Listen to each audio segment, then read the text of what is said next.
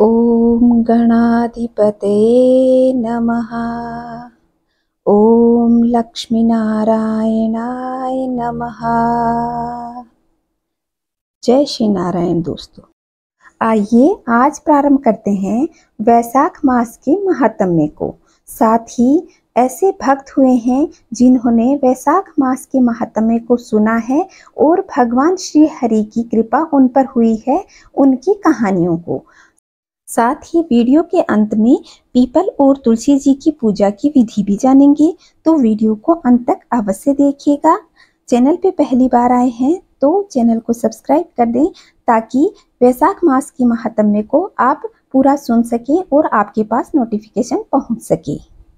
नारायणं नमस्कृत्य नरं चैव नरोत्तमं देवीं सरस्वतीं व्यासं ततो जयमुदीरयेते। अर्थात भगवान नारायण नर श्रेष्ठ नर हैं और देवी सरस्वती तथा महर्षि वेदव्यास को नमस्कार करके भगवान की विजय गाथा से परिपूर्ण इतिहास पुराण आदि का पाठ करना चाहिए। आइए प्रारंभ करते हैं वैशाख मास महात्म्य।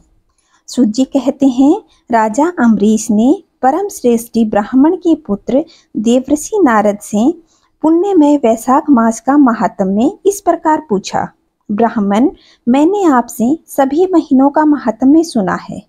उस समय आपने यह कहा था कि सब महीनों में वैशाख मास श्रेष्ठ है, इसलिए आप यह बताने की कृपा करें कि वैशाख मास क्यों भगवान विष्णु को प्रिय है और उस समय कौन कौन से धर्म भगवान विष्णु के लिए प्रतिकारक हैं। नारद जी ने कहा, वैशाख मास को ब्रह्मा जी ने सब मासों में उत्तम सिद्ध किया है। वह माता की भांति सब जीवों को सदा अभीष्ट वस्तु प्रदान करने वाला है। धर्म, यज्ञ, क्रिया और तपस्या का सार है। संपूर्ण देवताओं द्वारा पूजित है। जैसे विद्याओं में वेद विद्या, मंत्रों में प्रणव, वृक्षों में कल्प वृक्ष, धेनुओं में कामधेनु, देवताओं में विष्णु, वर्णों में ब्राह्मण, प्रिय वस्तुओं में प्राण, नदियों में गंगा जी, तेजों में सूर्य, अस्त्र शस्त्र में चक्र, धातुओं में सुवर्ण और वैष्णवों में शिव तथा रत्नों में कौस्तुभ मणि है। उसी प्रकार धर्म के साधनभूत महीनों में वैशाख मास सबसे उत्तम है। संसार में इसके समान भगवान विष्णु को प्रसन्न करने वाला दूसरा कोई मास नहीं है। जो वैशाख मास में सूर्योदय से पहले स्नान करता है, उससे भगवान विष्णु निरंतर प्रीति करते हैं। पाप तभी तक गरजते हैं जब तक जीव वैशाख मास में प्रातःकाल जल में स्नान नहीं करता। राजन, वैशाख के महीने में सब तीर्थ आदि देवता बाहर के जल में भी सदैव स्थित रहते हैं। भगवान विष्णु की आज्ञा से मनुष्यों का कल्याण करने के लिए वे सूर्योदय से लेकर 6 दंड के भीतर तक वहां मौजूद रहते हैं। वैशाख के समान कोई भी मास नहीं है। सत्य युग के समान कोई युग नहीं है। वेदों के समान कोई शास्त्र नहीं है और गंगा जी के समान कोई तीर्थ नहीं है। जल के समान कोई दान नहीं है। खेती के समान कोई धन नहीं है और जीवन से बढ़कर कोई लाभ नहीं है। उपवास के समान कोई तप नहीं है। दान से बढ़कर कोई सुख नहीं है। दया के समान कोई धर्म नहीं है। धर्म के समान कोई मित्र नहीं है। सत्य के समान कोई यश नहीं है। आरोग्य के समान कोई उन्नति नहीं है। भगवान विष्णु से बढ़कर कोई रक्षक नहीं है। वैशाख मास के समान संसार में कोई भी पवित्र मास नहीं है, ऐसा विद्वान पुरुषों का मत है। वैशाख मास श्रेष्ठ मास है और शेष साई भगवान विष्णु को सदा प्रिय है। सब दानों से जो पुण्य होता है, वह सब तीर्थों से जो फल मिलता है, उसी को मनुष्य वैशाख मास में केवल जल दान करके भी प्राप्त कर लेता है। जो जल दान में असमर्थ है, ऐसे ऐश्वर्य की अभिलाषा रखने वाले पुरुष को उचित है कि वे दूसरों को प्रबोध करे, दूसरों को जल दान का महत्व समझावे। यह सब दोनों से बढ़कर भी हितकारी है। जो मनुष्य वैशाख मास में सड़क पर यात्रियों के लिए प्याऊ लगवाता है, वह विष्णु लोक में प्रतिष्ठित होता है। हे राजन, प्याऊ देवताओं, पितरों तथा ऋषियों को अनंत प्रीति देने वाला है। जिसने प्याऊ लगाकर रास्ते के थके मांदे मनुष्यों को संतुष्ट किया, उसने ब्रह्मा, विष्णु और शिव आदि देवताओं को संतुष्ट कर लिया। राजन, वैशाख मास में जल की इच्छा रखने वाले को जल, छाया चाहने वाले को छाया और पंखे की इच्छा रखने वाले को पंखा देना चाहिए। राजेंद्र, जो प्यास से पीड़ित महात्मा पुरुषों के लिए शीतल जल प्रदान करता है, वह उतने ही मात्रा में 10,000 राजस्व यज्ञों के बराबर फल पाता है।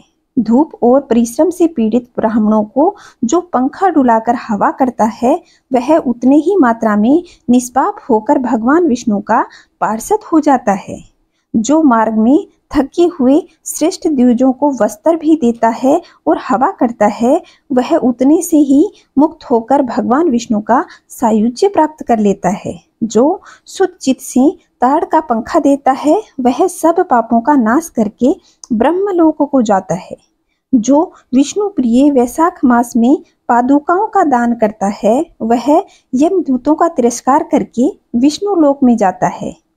जो मार्ग में अनाथों के लिए ठहरने के लिए विश्रामशाला बनवाता है, उसके पुण्य फल का कोई वर्णन नहीं किया जा सकता।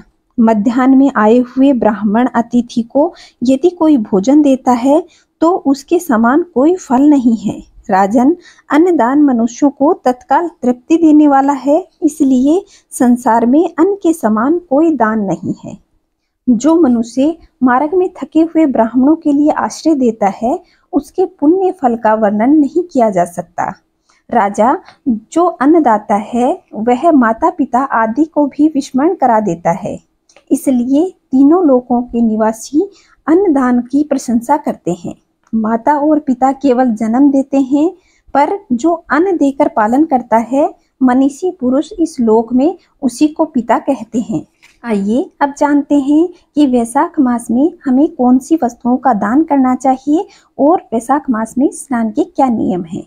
नारद जी कहते हैं, वैशाख मास में धूप से तपे और थके मांदे ब्राह्मणों को श्रम नाश सुखद पलंग दे करके मनुष्य सभी जन्म मृत्यु के क्लेशों से मुक्त हो जाता है। जो वैशाख मास में पहनने के लिए कपड़े और बिछावन देता है, वह उसी जन्म में सब सुखों को भोगता है और समस्त पापों से रहित होकर ब्रह्म निर्वाण को प्राप्त करता है। जो तिनके की बनी हुई या अन्य खजूर आदि पत्तों से बनी हुई चटाई दान करता है, उसकी उस चटाई पर साक्षात विष्णु भगवान शयन करते हैं। चटाई देने वाला बैठने और बिछाने आदि सब ओर से सुखी रहता है। जो सोने के लिए चटाई और कंबल देता है, वह उतनी ही मात्रा में मुक्त हो जाता है। निद्रा से दुखों का नाश होता है, निद्रा से थकावट दूर होती है और वह निद्रा चटाई पर सोने वाले को सुखपूर्वक आ जाती है। धूप से कष्ट पाए हुए श्रेष्ठ ब्राह्मणों को सूक्ष्मतर वस्त्र दान करता है, वह पूर्ण आयु और परलोक में उत्तम गति पाता है। जो पुरुष ब्राह्मण को फूल और रोली देता है, वह लोगों का सुख भोग कर मोक्ष को प्राप्त होता है। जो खस कुश और जल से वसित चंदन देता है, वह सब सुखों में देवताओं की सहायता पाता है तथा उसके पाप और दुख की हानि होकर परमानंद की प्राप्ति होती है। वैशाख में धर्म को जानने वाले जो पुरुष गोरचन और कस्तूरी का दान करते हैं, वह तीनों तापों से मुक्त होकर परम शांति को प्राप्त करते हैं। जो विश्रामशाला बनवाकर प्याऊ सहित ब्राह्मण को दान करते हैं, वह लोगों का अधिपति हो जाते हैं। जो सड़क के किनारे बगीचा, पोखर, कुआं और मंडप बनवाता है, वह धर्मात्मा है। उसे पुत्रों की क्या आवश्यकता है। उत्तम शास्त्र का श्रवण, तीर्थ यात्रा, सत्संग, जलदान, अन्नदान, पीपल का वृक्ष लगाना तथा पुत्र, इन सातों को विज्ञ पुरुष संतान मानते हैं। जो वैशाख मास में तापनाशक तक्र का दान करता है, वह इस पृथ्वी पर विद्वान और धनवान हो जाता है। धूप के समय मट्ठे के समान कोई दान नहीं होता, इसलिए रास्ते के थके मांदे ब्राह्मणों को मट्ठा दान करना चाहिए। मट्ठा यानी छाछ दान करनी चाहिए। जो वैशाख मास में धूप की शांति के लिए दही और खांड का दान करता है, तथा विष्णु प्रिय वैशाख मास में जो स्वच्छ चावल देता है वह पूर्ण आयु और संपूर्ण यज्ञों का फल पाता है। जो पुरुष ब्राह्मण के लिए घी का दान करता है और वह अश्वमेध यज्ञ के बराबर फल प्राप्त करके विष्णु लोक में आनंद का अनुभव करता है। जो दिन के ताप की शांति के लिए सायंकाल में ब्राह्मण को ऊख दान करता है, उसको अक्षय पुण्य की प्राप्ति होती है। जो वैशाख मास में शाम के समय ब्राह्मण के लिए फल और शरबत देता है, उससे उसके पितरों को निश्चय ही अमृत पान का अवसर मिलता है। जो वैशाख के महीने में पके हुए आम के फल का शरबत देता है, उसके सारे पाप निश्चय ही नष्ट हो जाते हैं। जो वैशाख की अमावस्या को पितरों के उद्देश्य से कस्तूरी, कपूर, बेला, खस की सुगंध वाले शरबत से भरा हुआ घड़ा दान करता है, वह 96 घड़ा दान करने के बराबर पुण्य को पाता है। वैशाख में तेल लगाना, दिन में सोना, कांसे के पात्र में भोजन करना, खाट पर सोना, घर में नहाना, निषिद्ध पदार्थ खाना, दोबारा भोजन करना, रात में खाना, ये 8 बातें त्याग देनी चाहिए। जो वैशाख के व्रत का पालन करता है वह पुरुष पद्म पत्ते में भोजन करना चाहिए और सारे पापों से मुक्त होने के लिए विष्णु लोक में जाने के लिए जो विष्णु भक्त वैशाख मास में नदी का स्नान करता है वह 3 जन्मों के पाप से निश्चय ही मुक्त हो जाता है। जो प्रातःकाल सूर्योदय से पहले समुद्रगामी नदी में और वैशाख मास में स्नान करता है वह 7 जन्मों के पाप से तत्काल छूट जाता है। जो मनुष्य 7 गंगाओं में से किसी एक में उषा काल में स्नान करता है वह करोड़ों जन्मों में उपार्जित किए हुए पापों से मुक्त हो जाता है। जाह्नवी अर्थात गंगा, वृद्ध गंगा अर्थात गोदावरी, कालिंदी अर्थात यमुना, सरस्वती, कावेरी, नर्मदा तथा वेणी, ये 7 गंगाएं कही गई हैं। वैशाख मास आने पर जो प्रातःकाल बावलियों में स्नान करता है उसके महापापों का नाश हो जाता है। कंद, मूल, फल, शाक, नमक, गुड़, बेर, पत्र, जल और तक्र जो भी वैशाख मास में दिया जाए उसका पुण्य अक्षय होता है। ब्रह्मा और आदि देवता बिना दिए हुए कोई वस्तु नहीं पाते। जो दान से हीन है वह निर्धन होता है। अतः सुख की इच्छा रखने वाले पुरुष को वैशाख मास में अवश्य दान करना चाहिए। सूर्य देव के मेष राशि में स्थित होने पर भगवान विष्णु के उद्देश्य से सदैव प्रातःकाल स्नान करके भगवान विष्णु की पूजा करनी चाहिए। एक महिरथ नाम का राजा था जो कामनाओं से आसक्त और अजितेंद्रिय था। वह केवल वैशाख स्नान से सुयोग्य से स्वतः वैकुंठ धाम को चला गया। वैशाख मास के देवता भगवान मधुसूदन हैं, अतएव वह सफल मास है। वैशाख मास में भगवान की प्रार्थना करने के लिए मंत्र इस प्रकार है। मधुसूदन देवेश वैशाखे मृगेरवो प्रातः स्नानम करिष्यामि निर्विघ्नं कुरु माधव। अर्थात हे मधुसूदन, हे देवेश्वर माधव, मैं मेष राशियों में सूर्य के स्थित होने पर वैशाख मास में प्रातःकाल स्नान करूंगा या करूंगी। आप इसे निर्विघ्न पूर्ण कीजिए। तत्पश्चात मंत्रों से अर्घ्य देते हुए सूर्य देव की पूजा करें।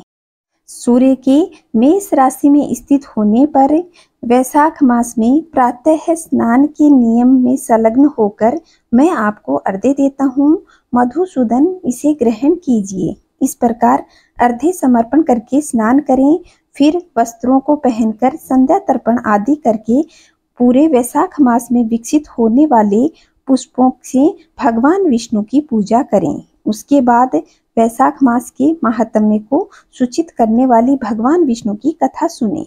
ऐसा करने से कोटि जन्मों के पापों से मुक्त होकर मनुष्य मोक्ष को प्राप्त होता है। यह शरीर अपने अधीन है, जल भी अपने अधीन है, साथ ही अपनी जीवा भी अपने वश में है। अतः इस स्वाधीन शरीर में स्वाधीन जल में स्नान करके स्वाधीन जीवा से हरि इन 2 अक्षरों का उच्चारण करें।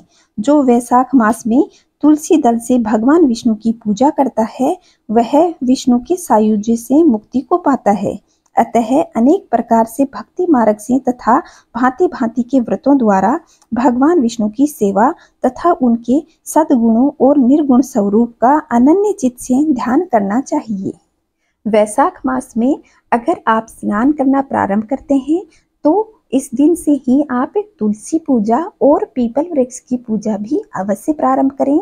तुलसी पूजन करते समय आप तुलसी जी के जड़ों में थोड़ा सा कच्चा दूध और तिल अर्पित करें और साथ ही साथ मंत्र उच्चारण के साथ तुलसी मैया की परिक्रमा करें। इसी प्रकार अगर आप पीपल वृक्ष की पूजा भी प्रारंभ कर रहे हैं तो सबसे पहले स्थान को स्वच्छ कर लें और पीपल वृक्ष की जड़ों में कच्चा दूध अर्पित करें, काले तिल अर्पित करें और भगवान मधुसूदन के मंत्रों का उच्चारण करते हुए ओम नमो भगवते वासुदेवाय मंत्र का जप कर सकते हैं, या फिर आपको जो सुविधा हो मंत्रोच्चार करते हुए आप परिक्रमा करें। 7 परिक्रमा कर सकते हैं, 11 परिक्रमा कर सकते हैं और भगवान मधुसूदन के नाम लेकर के आप वहां घी का दीप प्रज्वलित करें और प्रार्थना करें कि हे हरि विष्णु, जो आप साक्षात पीपल वृक्ष में विराजमान हैं, हमारा कल्याण करें और हमारे जीवन में जो भी कष्ट हैं उनसे मुक्ति प्रदान करें। इस प्रकार आप वैशाख मास में तुलसी पूजन और पीपल वृक्ष का पूजन करें। आशा करती हूँ आज का महात्म्य आपको पसंद आया होगा। पसंद आया हो तो कमेंट में जय श्री नारायण अवश्य लिखिएगा। खुश रहें, भगवान विष्णु आप पर अपनी कृपा बनाए रखें। माँ लक्ष्मी हमेशा आपके घरों में वास करें और भंडारे भरे। कल अगले अध्याय में जानेंगे कि वैशाख मास में छत्रदान से हेमंतक का उद्धार कैसे हुआ। जय श्री नारायण, जय माता लक्ष्मी।